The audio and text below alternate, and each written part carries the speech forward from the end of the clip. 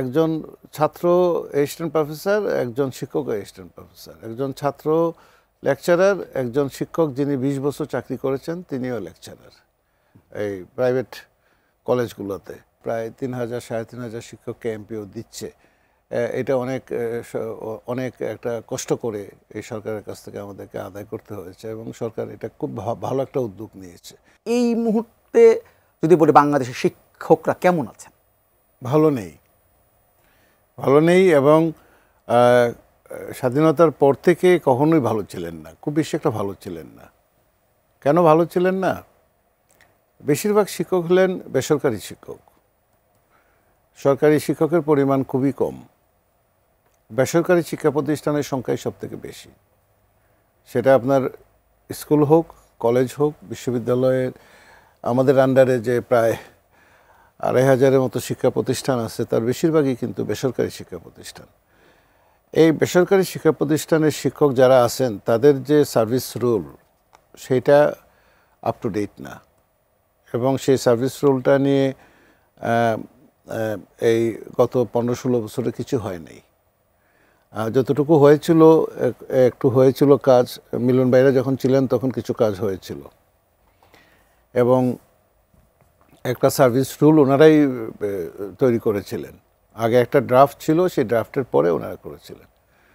এই শিক্ষকদের service rule না থাকার ফলে মানে একটা ডিসক্রিট সার্ভিস রুল একটা আছে, কিন্তু এটাকে আপনাকে খুব ডিসক্রিট সার্ভিস রুল বলা যাবে না।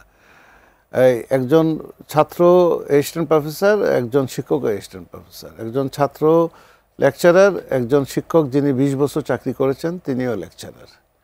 এই প্রাইভেট কলেজগুলোতে আমাদের আন্ডারে যে সমস্ত কলেজগুলো বা আরও অন্যান্য যে সমস্ত কলেজগুলো আছে, প্রায় কলেজের সংখ্যাও তো অনেক। এটা শুধুমাত্র এখানে না, সেটা আপনার অন্যান্য যে মাদ্রাসা বা অন্যান্য যে শিক্ষা প্রতিষ্ঠানগুলো আছে সেই জায়গাটাতে। তো এই জায়গাটাতে সার্বিকভাবে তাদের যেহেতু সার্ভিস রুলের সেই রকমভাবে স্ট্রিক্ট কোনো নাই, সেই জন্য শিক্ষকরা খুব একটা ভালো নেই। আপনি পেনশনের কথা বলেন, বেতনের কথা বলেন, বেতন কাঠামোর কথা বলেন, এমপিও ভুক্তির কথা বলেন। এমপিও ভুক্তি যারা যারা বছর বছর ধরে পড়াচ্ছে কিন্তু এমপিও পাচ্ছে না। এইবার সরকার আমাদের রিকোয়েস্টে প্রায় ৩,০০০ ৩,৫০০ শিক্ষককে এমপিও দিচ্ছে। এটা অনেক অনেক একটা কষ্ট করে এই সরকারের কাছ থেকে আমাদেরকে আদায় করতে হয়েছে এবং সরকার এটা খুব ভালো একটা উদ্যোগ নিয়েছে। এখনও অনেক অনার্সে অধিভুক্তি, পাস কোর্সের এমপিও এগুলো রয়ে গেছে বাকি, এবং মাদ্রাসা এবং অন্যান্য রিলিজিয়াস এডুকেশনে যেখানে সেখানে রয়ে গেছে। এই যে বাড়ি ভাড়া ৫০০ টাকা বাড়ানো হয়েছে, বা আপনি যাতায়াত ভাতা যদি আপনি দেখেন, বা বেতন, যেখানে এমপিও নাই সেখানের অবস্থা খুবই ভয়াবহ। এমপিও নাই সংখ্যাই কিন্তু খুব বেশি।